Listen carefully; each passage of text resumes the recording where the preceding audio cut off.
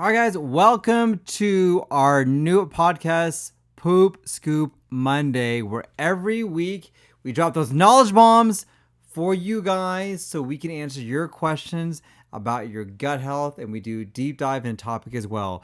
So if you're joining me for the first time, my name is Dr. Islam. Who am I? I am a board-certified gastroenterologist trained at the Mayo Clinic. I've seen thousands of patients in my 10 years, and every week I try to do a podcast where I answer your questions that you guys have asked me, and I do a deep dive on a particular topic as well. So if you're new to this channel, here's the kind of form of how it works.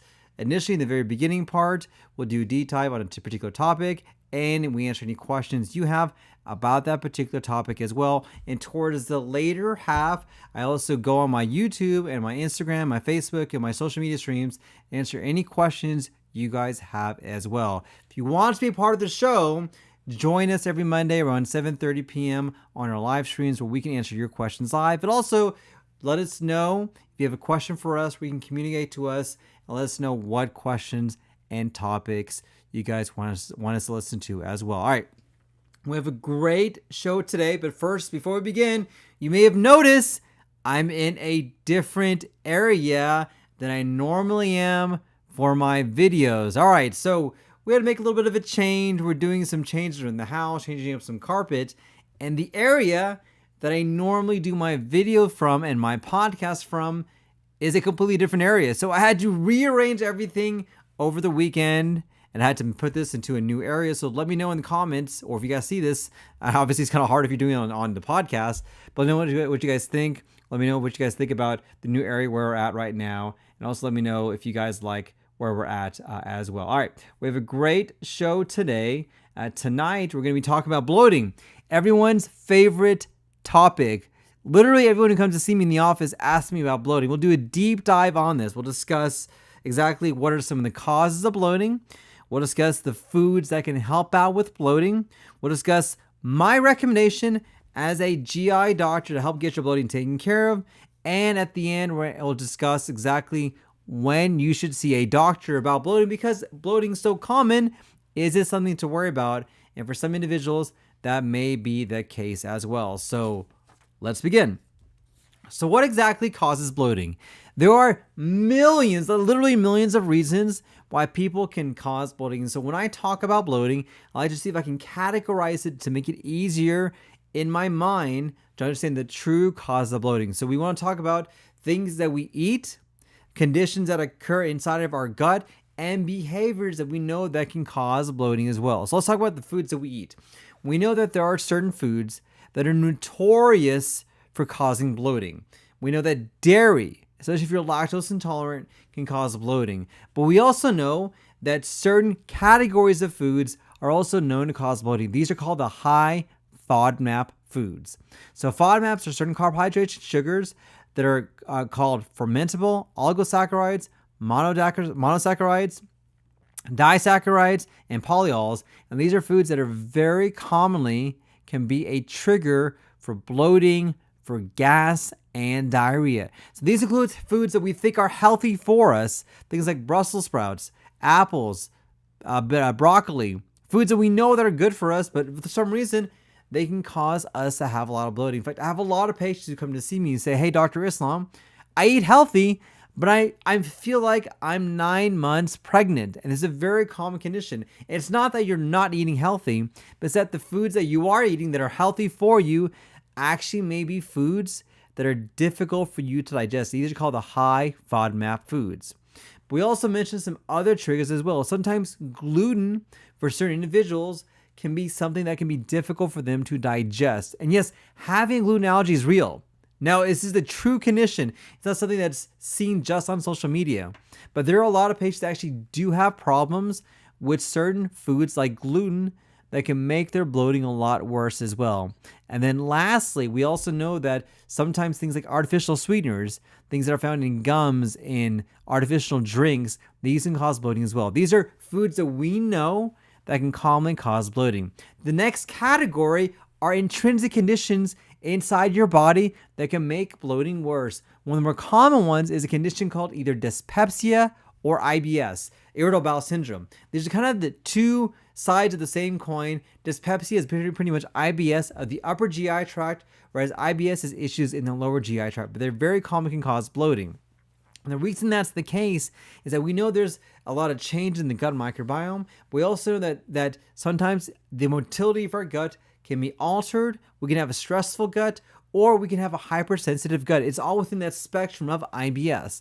So if you suffer from a condition called irritable bowel syndrome or dyspepsia, we know that these individuals have a more likely chance to feel bloated and to be bloated than somebody who does not have IBS. And so if you have this condition, this may be the case. Another medical condition that you can have is called small intestinal bacterial overgrowth, or SIBO. Very common condition in which you have an abnormal growth of bad bacteria inside your gut, and that can cause a change in the gut microbiome. And that change can manifest as bloating, distension, diarrhea, another common cause for bloating. Sometimes you can have a problem with the motility of your gut. So patients who have gastroparesis or delayed gastric emptying, food just sits in their stomach for a long time. And one of the symptoms from that can also be bloating as well. And sometimes bloating can be a symptom of another completely different condition like reflux. Did you know that bloating and burping actually is a manifestation of GERD and reflux? Yes, it commonly is. In fact, I had a patient see me today who was telling me, hey, Dr. Islam, I have a lot of bloating, belching, I'm burping a lot. What is going on? And so what I recommended for this patient is to try a trial of an acid medication. And this is sometimes what we do for those individuals in which we think acid reflux could be a cause. Because if that's the case, then obviously putting you on a treatment regimen to get your reflux taken care of may actually help out with bloating. And then lastly, some of the behaviors that we do can cause bloating. So see, it's simple things, but actually do cause bloating. So if you eat too fast, if you're a sloppy eater, you're just always putting food in your mouth, this will cause bloating. And it's very common in our life, especially with how busy we are, to be bloated because we're eating so quickly, we don't have time to sit down to eat. If you happen to swallow a lot of air, it's actually called aerophagia, a real condition, and swallowing too much air can actually be a cause for bloating. If you chew gum, guess what? When you're chewing gum, you're swallowing air. So the physical act of chewing gum itself can make you feel bloated. Also, too, if you're not having regular bowel habits, if you're constipated, that can cause bloating as well. So not having a regular bowel habit can also cause a backflow of things that cause bloating. So in my mind, this is kind of how I categorize patients to determine the causes of their bloating. So once we kind of know the cause, then we can delve into the treatment options. So what do I recommend to help treat my bloating? So number one, let's go over the foods that we can use to typically treat bloating. Some of the foods can be things like yogurt, things like ginger, oats, fiber. These foods are naturally caught foods that have a lot of prebiotics, probiotics in them that actually can treat the bloating and get your bloating taken care of. They work really, really well. Another food we commonly use is celery. Celery is also a very common helpful treatment when it comes to bloating as well. Sometimes avoiding the trigger foods when it comes to bloating can help out. So avoiding those foods that we know that can cause bloating, that we know that can get bloating worse, can make things better as well.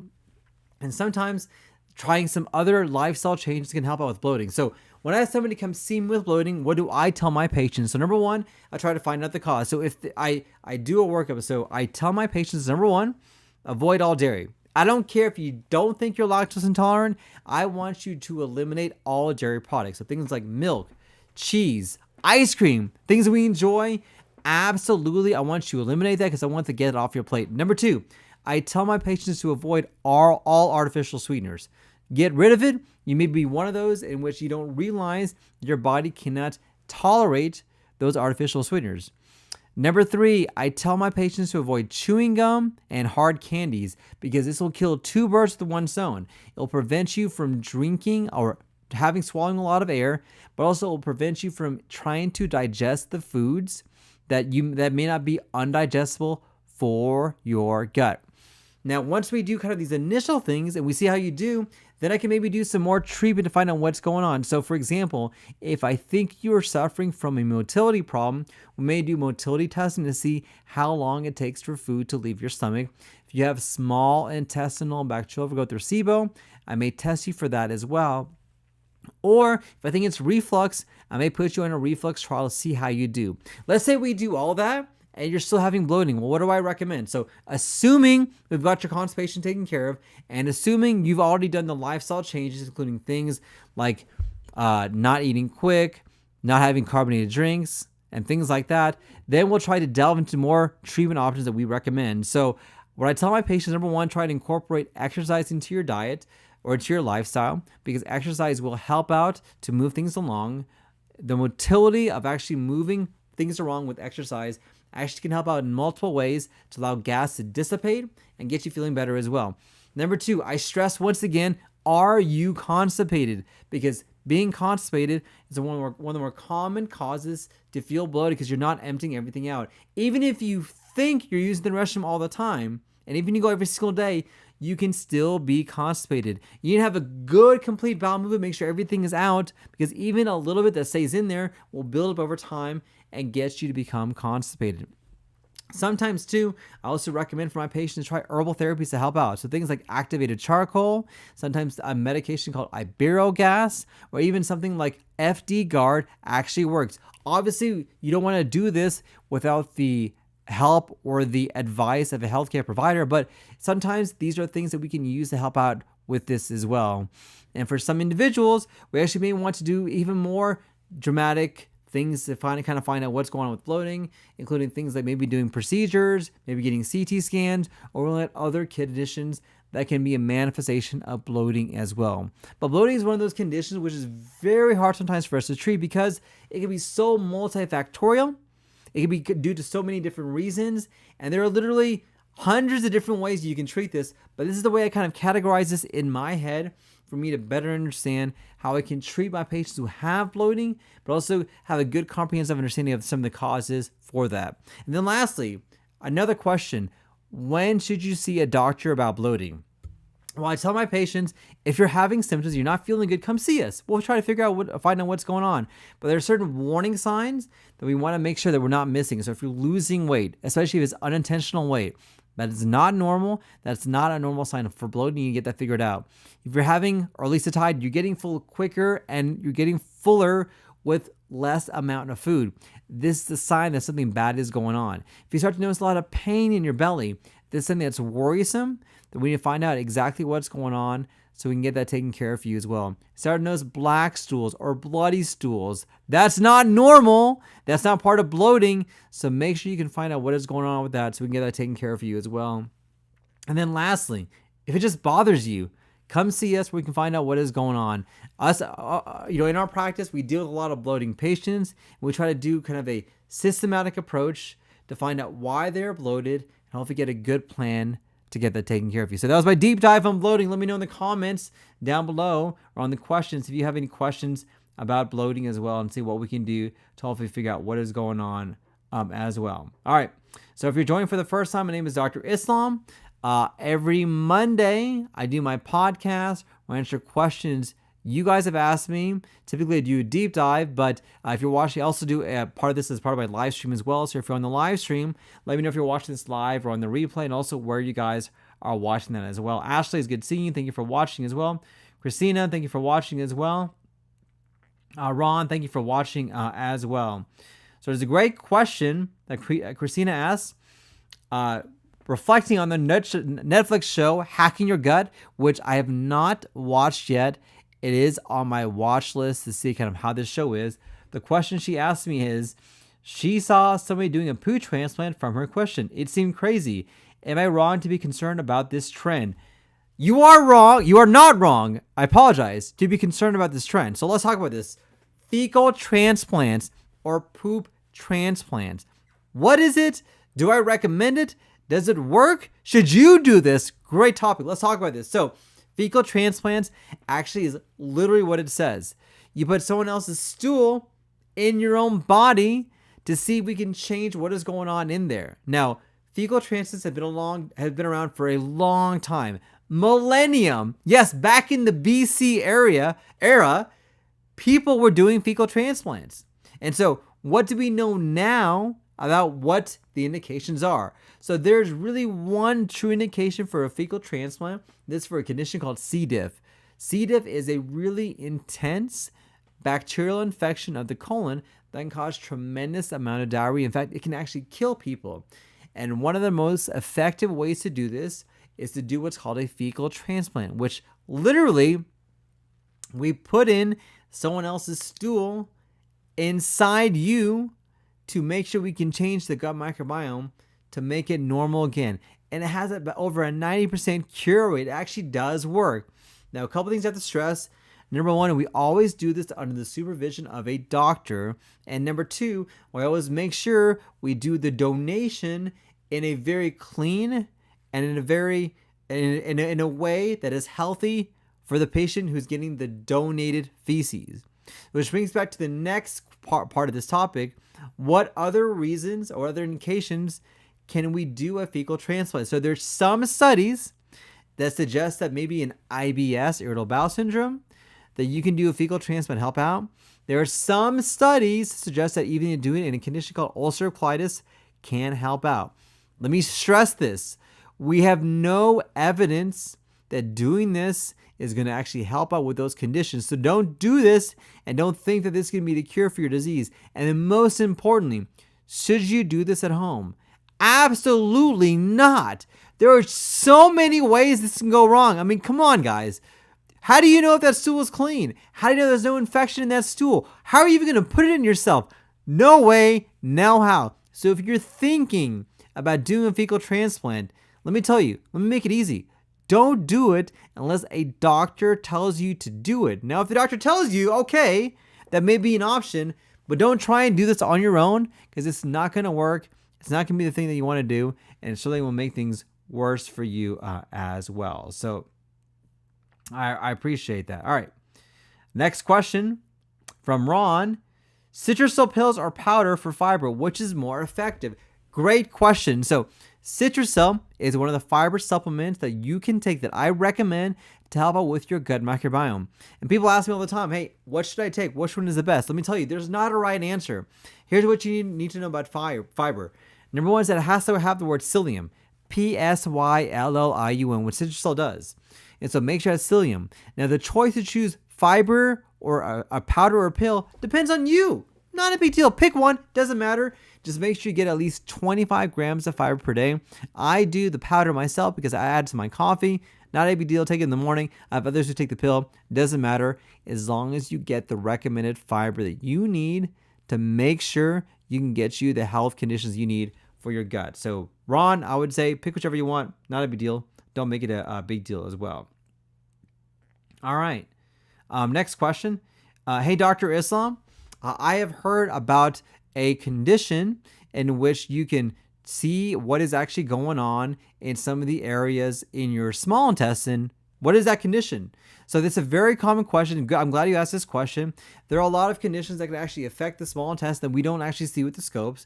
And there are things like Crohn's disease, celiac disease, or any autoimmune diseases can actually affect this, which is hard for us to know exactly what the reason is and what the cause is. And so sometimes you have to do different evaluations to see what it is, whether it's imaging tests, whether it's what's called a pill cam or a capsule or things like that, for us to do or to find out exactly what could be some of the causes going on in the small intestine. So we have a lot of fancy tools that are available for us to hopefully give you a better answer for what we can do to get things taken care of for you as well. Next question. Hey, Dr. Islam, I heard you talked about gastroparesis. Give me a little bit more information on that. All right. It's a great topic. Its own video itself. So gastroparesis is what's called delayed gastric emptying. This means the food does not want to leave your stomach as quickly or as often as what you would like. So normally when you eat, it takes about 4 hours for all that food to leave your stomach. In 4 hours, you should have virtually no food anymore in your stomach. The issue with gastroparesis is that that food will stay in there longer and more often, and that can cause you to have a lot of symptoms, the most common symptom being nausea and vomiting, especially after you eat. Very common problem to have. And so there are a lot of different reasons why people can have gastroparesis. One of them is called diabetes. Diabetes can affect your stomach to cause delaying of your stomach, to cause food to stay in your stomach, to cause complications to occur. It's reason number one. Number two is idiopathic. Sometimes we don't know why people have gastroparesis. And another reason is post-surgical. Sometimes people have had a surgery And in that surgery, you can actually cut the vagus nerve by accident, and that over time can cause you to develop gastroparesis. So how do I know if you're a condition, or how do I know if you have gastroparesis? Well, we do two things to determine that. Number one, we want to do first an upper endoscopy or an EGD. The reason we want to do that is that we want to rule out an obstruction that could be causing the symptoms of delayed gastric emptying, so like an ulcer, possibly even a mass, or things like that. If that is normal, the next thing we do is what's called a gastric emptying study, which we actually have you eat some food. We just see how long does it take for food to leave your stomach. And if it's delayed, then we know you have gastroparesis, then we can focus on treatments, including medical treatment and sometimes lifestyle changes as well, which can really affect what is going on when it comes to gastroparesis as well. All right. Let me check here. I'm just checking some of the questions we have here. All right, perfect. All right. All right, guys, what do you guys think about my new studio? I had to kind of jerry-rig this. I'm hoping people will like it. Let's see how it turns out there. All right. Perfect. All right, I think we went through most of the questions here. All right, well, thank you guys for watching. If you like videos like this, if you want me to continue this, please let me know what you guys like, what topics can we talk about. If you want to learn more, if you want to get more, don't forget to subscribe to my channel, subscribe to my newsletter, where you can join over 7,000 people who have already signed up for our newsletter to get more information about what is going on in your health. And thank you for watching. Don't forget to smash that like button, like, share, and subscribe. Look forward to seeing you guys on next week's video and podcast.